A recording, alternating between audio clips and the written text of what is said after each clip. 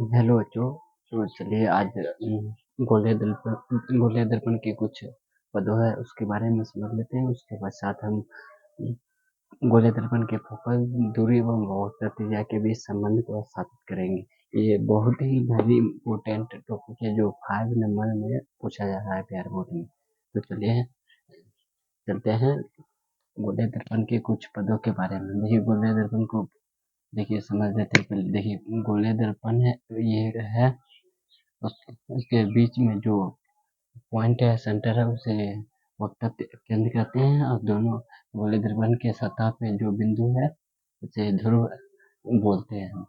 तो कुछ टर्म है पद। देखिए ध्रुव, गोलीय दर्पण के मध्य बिंदु को ध्रुव कहते हैं। देखिए गोलीय दर्पण है, इसके मध्य बिंदु है, इसी को ध्रुव कहते हैं। इसे P द्वारा सूचित किया जाता है।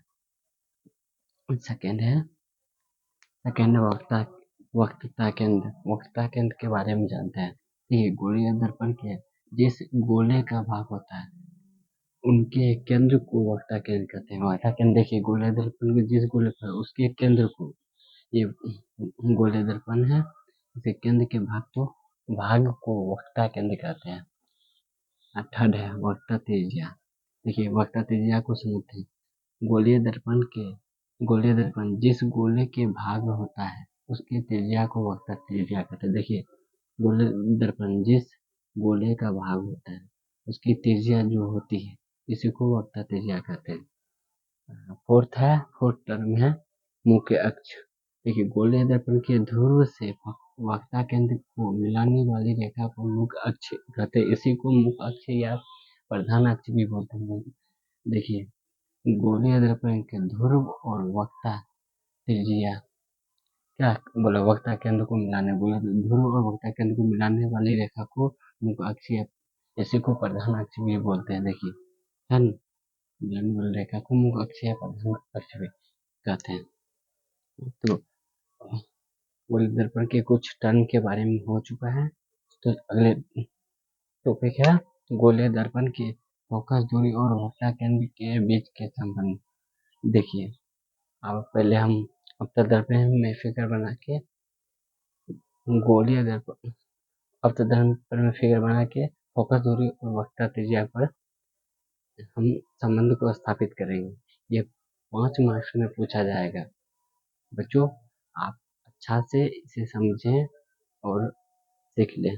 देखिए सबसे पहले अवतल दर्पण तो प्रीवियस लेक्चर में बताए होंगे कि इसकी बाहरी सतह कलाई की हो, इस प्रकार के दर्पण को हम अवतल दर्पण कहते हैं। उसी प्रकार देखिए ये अवतल दर्पण है, ये मुख्य अक्ष प्रधान अक्ष है।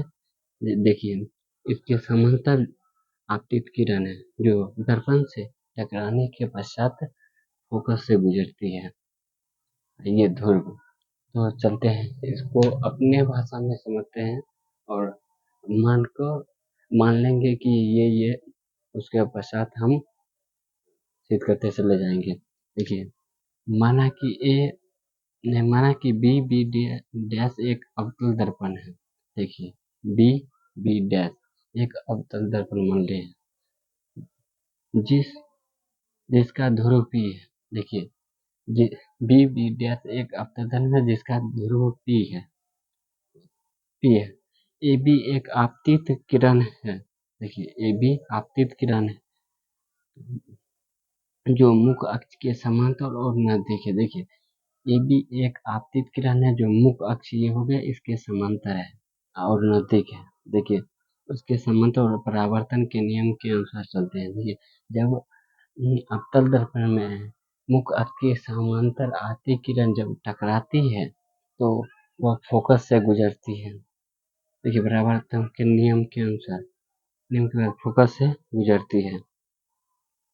तो आप थोड़ा वेट करें, जस्ट मैं पूरा डेरिवेशन को सिद्ध करूंगा। ये 5 मार्क्स में पूछा जाता है, प्लीज वेट कीजिए।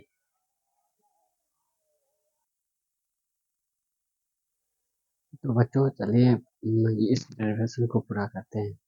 देखिए सीबी दर्पण सतह पर अभिलंब है। देखिए सीबी जो दर्पण के सतह पर खींचा गया अभिलंब है तो परावर्तन के नियम के अनुसार कोण A B C equal to कोण सी बी एफ। कोण देखिए, कोण A B C equal to C B F.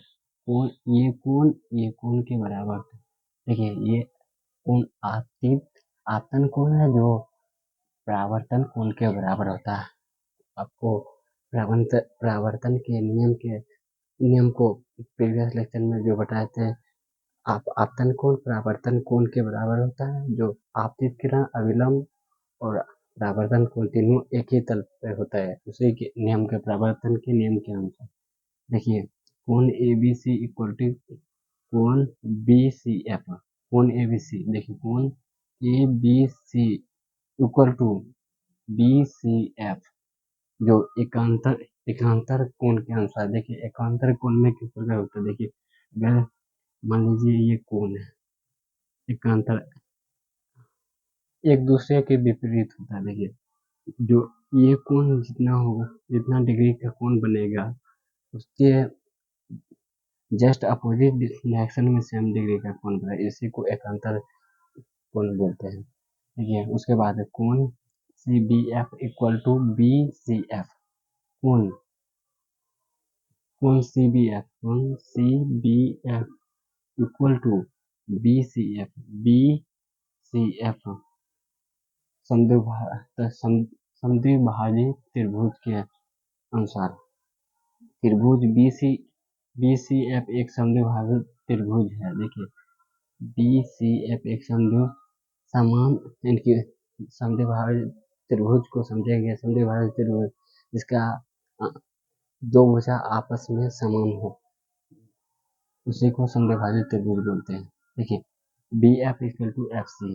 B F ये भुजा इस भुजा के बराबर है, इसी को समद्विभाजी त्रिभुज। फिर देखिए, बी सी एफ एक समद्विभाजी त्रिभुज है, जो बी एफ इनकी ये भुजा और ये भुजा आपस में बराबर है। देखिए, B F equal to F C समद्विभाजी त्रिभुज से। देखिए, बी पी के नजदीक हो तो ये जो बी है, पी के नजदीक हो तो इसके अनुसार B F equal to P F. देखिए, तो जब इसके नजदीक होगा तो ये दोनों बराबर हो जाएगा। B F equal to P F बराबर हो गया। P F equal to F सी।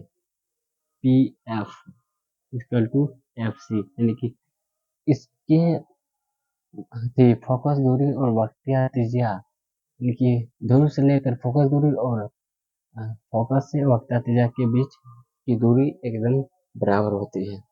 तो इसी के अनुसार पी सी, इनकी देखिए, एक दूरी ये हो गया, दूसरी दूरी ये, इनकी डबल दूरी, इसलिए पी सी इक्वल टू इनके दो भाग में बढ़ जाएगा। दो दूरी हो गया, दोनों बट गया, तो पीसी बाय 2, इनकी पीसी इक्वल टू, इसको क्या बोलते हैं, इनकी मुख अक्ष, इनकी वक्रता त्रिज्या बोलते हैं। तो इसलिए वक्रता त्रिज्या को प्रीवियस लेक्चर में समझाए थे, आर से सूचित किया जाता है, उसी प्रकार F equal to R by 2 हो गया। थैंक यू बच्चों। अगर वीडियो लेक्चर पसंद आए तो आप जरूर से जरूर लाइक एवं शेयर करें। Thank you.